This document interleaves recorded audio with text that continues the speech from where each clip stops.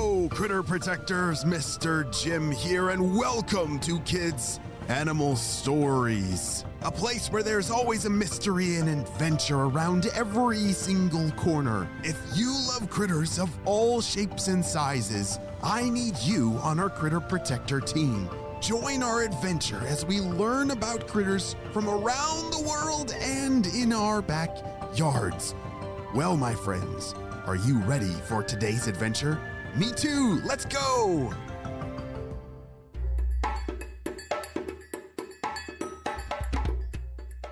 On the last episode, we met Tito, the red-capped Manakin bird who loved his home in the Amazon rainforest. But the only problem was he just discovered a problem.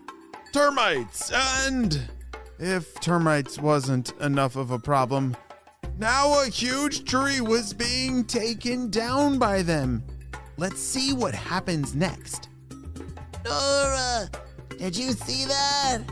Tito shouted. Tito, that's right where my family lives. Nora, the little squirrel monkey, was very worried. And without even saying another word, she started swinging from branch to branch, heading towards the fallen tree. Tito followed and tried to keep his big eyes peeled for anyone needing help. Then he heard a small cry. Help! Help! We're in here! Tito zoomed down, and just below the base of the tree, he saw all of Nora's family members. They were okay, but they were all trapped. Mom! Dad, I'm so glad you're okay. Are you hurt? Nora asked them frantically. We are okay, just a bit stuck, Nora's parents said. Just hang tight, you guys.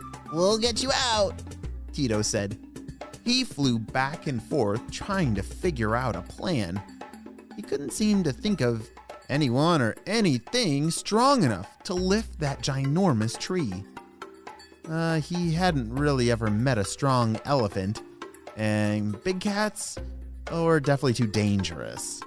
Since Tito was a male red-capped Manakin, he didn't have many bird friends. He left his nestmates when he was young and didn't really stay close with any of them. He thought about making his distinguished bird call, "Zit, zit, zit, doo-wee, zip," but that call wasn't really supposed to be for danger or calling for help. He didn't have any other sound since his species was actually a pretty quiet bunch of birds. But then, after exhausting pretty much every other idea, He finally got a brilliant one. A brilliant idea. Termites. Termites eat wood.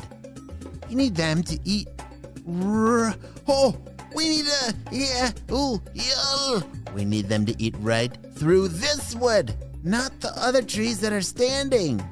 Tito was onto something, and he rushed back to Nora, who was standing by her trapped family. Nora, we need termites. Tito blurted out. Tito, are you crazy? Termites are the reason for this problem to begin with. Nora was frustrated, didn't quite understand what Tito meant. She was also frustrated that he came back still by himself without any help. No, we need the termites to come and chew this wood, not the live trees, Tito explained, and it was like a light bulb went off in Nora's head. As they headed back to where the termites were working, they tried to figure out how to get the termites to relocate. Termites didn't necessarily speak the same language as Tito and Nora. They were going to have to guide them some other way. But how? After thinking and thinking some more, they finally came up with another Brilliant idea! If they could guide them to the other tree with some kind, like a fenced path, they'd be able to safely relocate the termites to help Nora's family. Hold on a second. You know how people, we talk to each other in a lot of different ways. Some people use sign language, tablets, different languages. you name it. Tito and Nora had to think of a new way they could communicate, something different than what they were used to. Tito, maybe we can get some friends to help. If we get enough helpers, this won't be so hard, Nora said. Nora and Tito spent the next few hours gathering their friends and their friends' friends and their friends' friends' friends until they had many birds and many monkeys working together to build a fenced pathway all the way to the fallen tree. Slowly but surely, the termites started to follow, and just before dark, the first few little wood chewers started chewing away at the wood, keeping Nora's family captive. By morning, hundreds of termites were chewing away, and by the next afternoon, Nora's family was free. They climbed out of the termite-chewed opening in the large branches surrounding them, and Nora immediately wrapped them in a big hug. She was so happy to see them standing finally in one piece. The termites seemed happy too, to be chewing on a tree that was already down. I think it might have tasted better. And Tito was happy to be flying and eating from trees that were healthy and full of fruit. They all learned a big lesson that day.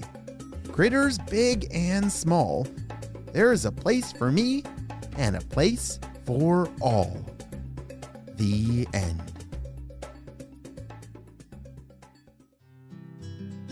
Hey friends, I need your help celebrating a birthday. Drum roll, please. Happy birthday, Isabella, who's turning 8 years old. Isabella was fascinated when she learned about the Atlas moth on our podcast. She loves butterflies, so now she's on the lookout to find an Atlas moth in real life. Whoa, Isabella, that's so cool, and I'm so glad we got to celebrate you and your big day on the show. Happy 8th birthday, Isabella. Well, friends, I hope you all have a super duper day, and I'll see you on our next adventure. Bye!